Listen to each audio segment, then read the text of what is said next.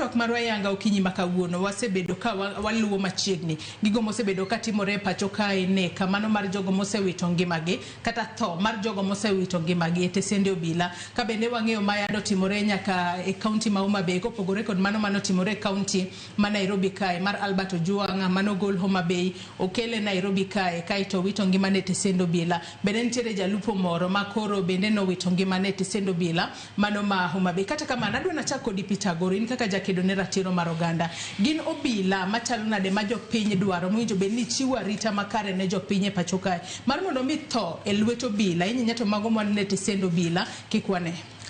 Mokwongo timo mos makende ne familia mar Ojwang kod jowa mamoko jokenya mamoko wito ngimagi e lwet mar obila.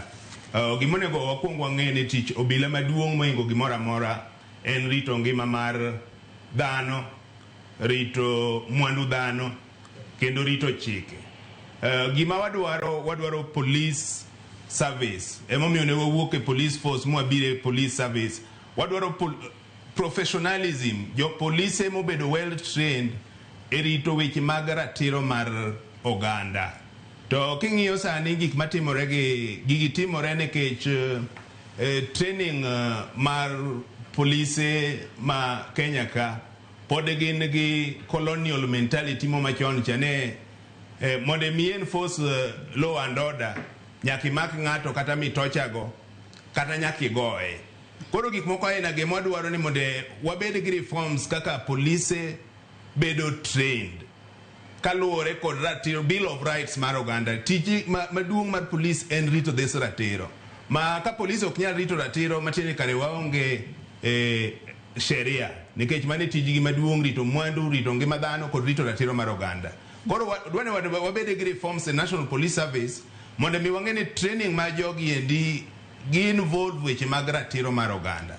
Once ne ma otimore to ng'i culture mar corruption nikech king'iyo kata wach mar Ojwang ni iyudo ne ati police service obedo politicized. Ne nitie ng'at mo ma feel kamoro ne onyalo tiyo yore siasa ko feel ne ng'ato wacho gimarach e wiye to inyalo ti kod obila. Wadwaro obila moko bedo aligned to any political affiliation. Police onego bene tiyo kendgi giwegi independently without taking any orders from any other authority.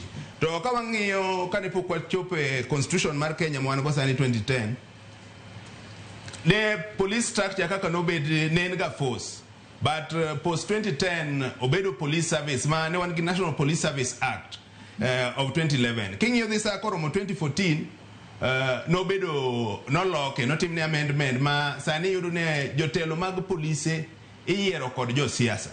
Mano ok onego bene timore. Jogo onego bene iyiero gi National Police Service Commission. It should be a competitive process ma anybody ma is qualified ma as demonstrated nen gi qualification gi professionalism enough nyalo sa police service. But kiketo jogo ne ati gibed appointed gi jo siasa ibiro yudo ka koro itiyo kod ka siasa kan tie rally moro kamoro tibiro yudo kitiyo gi police. Kiyudo ka ng'ato baro gi ng'ato moro ki siasa matin titiyo gi police. To police be nyaka ng'e pogruok mar freedom of speech to gi ketho nying ng'ato. Mage momiyo wawacho ni ati gima duong' but the bottom line en ati police wanyaka bed training malong'o mondo ming'e chike e yo makare. Kama matin ni temo wacho ni obila ma wantiere gode pacho ko osebedo katimo tijgi e yo makare kata okosebed ka itiego makare e wi gigo mowinjo bed ne gitimo kose. Mane en adieri kata kining'iyo Maraga task force report police wa training magidhi mostly en gimoro 1 year. 1 year ni king'iyo is not enough. Kata mana in terms of exercise yudo ka police moko magichweyo makata mana gima ginyalo timo. Gimomiyo wadwaro ni nyaka bed ne ati within this period ka ng'ato sandiki nitie training moko monego bed ne gidhi from time to time. Ok ni kosandiki after 6 months because in fact basically gibedo trained on penal code for 6 months only. They are not well trained. Mane gima temo. Aneno ka jalo nyeche magari